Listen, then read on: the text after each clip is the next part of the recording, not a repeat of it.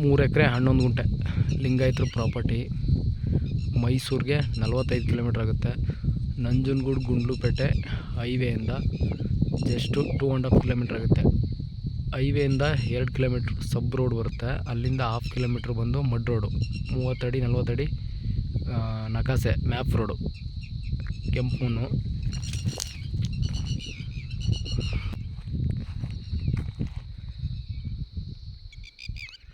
Box type ಇದೆ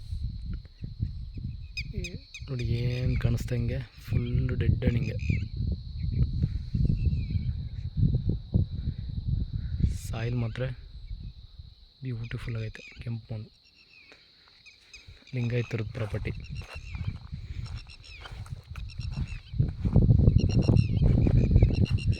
ಇವ್ರು ಎಕರೆಗೆ ಬಂದು 30 ಲಕ್ಷ ಹೇಳ್ತಿದ್ದಾರೆ.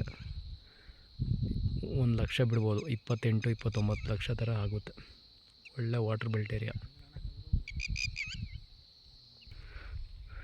ನ್ಯಾಷನಲ್ ಹೈವೇಗೆ, ಊಟಿ ಮೈಸೂರು ನ್ಯಾಷನಲ್ ಹೈವೇಗೆ ನಿಯರೆಸ್ಟು.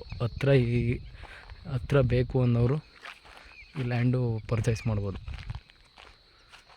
ನ್ಯಾಷನಲ್ ಹೈವೇಗೆ 1.5 CR ತನಕ ಇದೆ. ಇದೊಂದು 2-3 ಕಿಲೋಮೀಟ್ರ್ ಆಗುತ್ತೆ. ಲಿಂಗಾಯತರ ಪ್ರಾಪರ್ಟಿ, ರೀಸೇಲ್ ಅಲ್ಲ. ಮಣ್ಣು ತುಂಬ ಚೆನ್ನಾಗಿದೆ, ನೀರು ತುಂಬ ಚೆನ್ನಾಗಿ ಬರ್ತೈತೆ. ಮ್ಯಾಪ್ ರೋಡ್ ಇದೆ, ಒಂದು 500 ಮೀಟ್ರು ಜಮೀನಿಗೆ.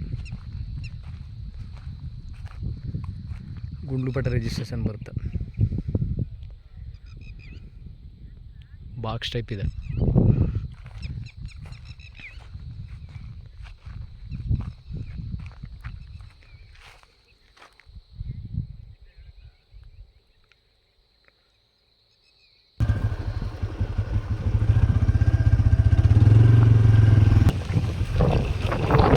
ರೋಡ್ ಬರುತ್ತೆ ಇದು.